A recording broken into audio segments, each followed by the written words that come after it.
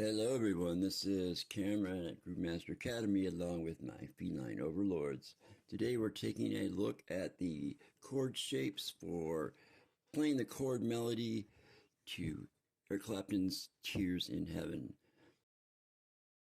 So the first chord is just our standard A major. Make sure you're playing strings 1 through 5, not 6, and that you can down pick and up pick each string and that each string is ringing cleanly. Then we have this small E voicing that was favored by Jimi Hendrix.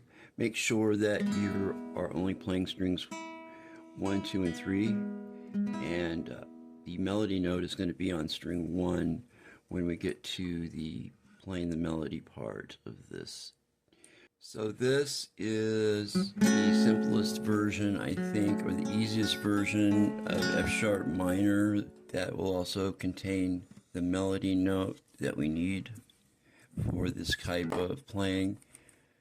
Don't let it freak you out. It's just a 4-string bar on the 2nd fret, and then you have that 4th string on the 4th fret.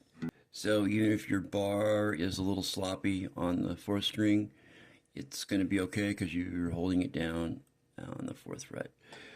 So that might take some practice. Again, make sure you can pick up and down slowly and get each string ringing clearly.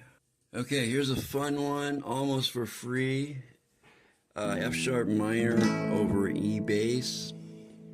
You've already got the F sharp minor voicing down. Now hopefully take a look way up at the top of the screen though, and notice that you will be playing the open E string, 6th string, and that the 5th string, the A string, is X'd out. Alright, and then we have a chance to deploy this AC/DC classic. If you see there on strings 1, 2, and 3, it's the classic D major diamond. Then that unusual symbol on string 6, fret 2, that is for your thumb, where you get your F sharp bass note. That is a big fat chord that we can use in this tune. If this is uncomfortable for you, you might start with just the D major diamond on strings 1, 2, 3, and 4. And you'll be able to incorporate the melody note as we go forward, and the F sharp bass note can be included later. And here's one of my favorites. You gotta love this. This is the freebie that you get. Well, freebie, I was gonna say a freebie that you get for nothing. I guess that's what a freebie is. So you already know your standard A major chord. Put an E in the bass. Just play that A major chord and strum all 6 strings. Boom. There it is. And that will be a passing chord. It really doesn't include any melody note, but it is a passing chord now.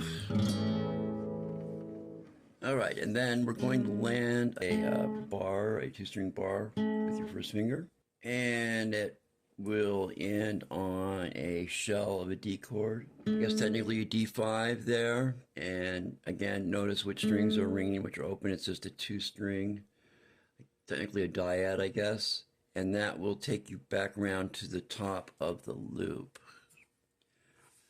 This loop will take you through the verse and the chorus, and stay tuned for the next step.